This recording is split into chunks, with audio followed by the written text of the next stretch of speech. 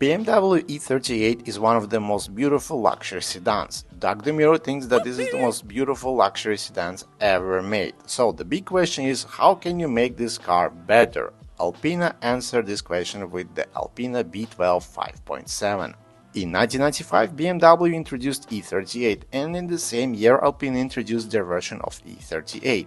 Long hours in huge Alpina factory that is based in a local German village that also part-time makes wine, made something that no one expected. Between 1995 and 1999, 202 units of Alpina E38s were made, and out of the 202, 59 were the long wheelbase models. Alpina didn't change radically the exterior, because they knew that E38 was beautiful as it is. What they did is just put little black dress on it to demonstrate those curves with more grace and passion.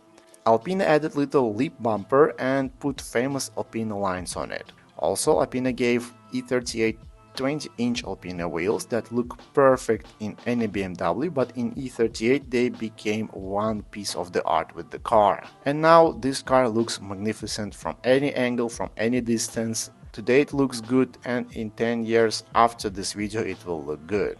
Interior has HD TV, DVD, phone, and even socket to connect fax machine and many other cool features such as ventilated and heated seats and also massage in the seats. Thick Alpina leather is everywhere. It looks and smells and feels astonishing. Quality of interior was so good that even today it feels special. In Alpina trim you were drowning in luxury. Sound isolation is excellent everywhere, and of course you had double glazing. On steering wheel you had buttons that were responsible for gear shifts. First gear selector on steering wheel was indeed the first 1995 BMW Alpina B12 5.7. Speed of gear changes were not sharp, but they were okay for the 90s. Gearbox was also standard, but BMW did change the algorithm of shifts. Exhaust system had electronic heaters in catalytic converter. No idea why they put the electronic heaters there. If you have any knowledge about this feature, please let me know in the comments. Suspension was also tuned by Alpina. Springs were from the factory, but the shock absorbers were from the Alpina and they were adaptive.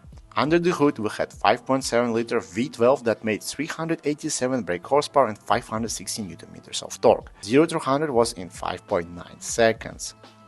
Alpina bored the engine from 5.4-liter to 5.7-liter, changed the ECU system, made valves more aggressive. Even with all those modes it was not aggressive. Car was stable and smooth and a great cruiser on the highways. Nevertheless, it was still slower than W140 S600 from the factory. Of course it was slower than W140 AMG. Cheaper W124 E500 and BMW M5 were much faster than the Alpina E38. And if someone outside the car culture tries to understand why people bought E38 Alpinas, they will go insane. It was almost 2 times more expensive than other fast German sedans. Throughout its history, Alpina never chased power and lap records. Main priorities of Alpina always were balance, harmony, smooth and equal power delivery, quality, and perfecting their craft of luxury in every interior that they made. But the best thing that Alpina did with E38 is of course appearance. And in the 90s it was one of the most desirable four-door sedans from Germany. Anyone who drove E38 and E38 Alpina will appreciate the unique driving experience. And all that talk about the lack of power and comparing it to other German sedans is just doesn't matter when you're behind the wheel of this car. I truly believe that in 2024 Alpina's E38 can cure cancer. These cars can fix mentally scarred men that had horrible divorce with their wives that watched 21-year-old shirtless TikTok fuckboys giving them inspirational speeches on how to be an independent girl at 39. Some say that E38 Alpinas are so good that they saved Trump from his assassination.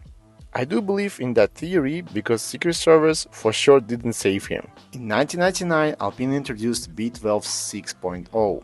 Alpina brought engine to the 6 liters, changed headers, piston rings, installed lighter crankshaft, better connecting rods, and of course better intake and exhaust. After all that, Alpina V12 developed 430 brake horsepower and 600 Nm of torque. And for this small period of time, it was faster than W220 S600, because W220 S600 at that time had pathetic 5.8 liter V12 that developed only 367 brake horsepower. In BMW V12 6.0, 500 Nm of torque were available only at 1700 RPM. 0 to 100 was in 5.9 seconds, and the gearbox was the same from the previous car. Interior was again redone and became even more luxurious in the 1999 model. Production of Alpina E38 ended in 2002, and each car had their own soul and made you feel very special. Today this car is understood and loved by few, but people who know what it is and are blessed from God with this wonderful knowledge are very special people and very lucky people. In my long life, in which I obtained many gray hair and a fat belly, I saw only one real Alpina E38 in blue color, and it was like seeing heaven on earth. Price for that beauty was $42,000, and this car had 20,000 kilometers on odometer.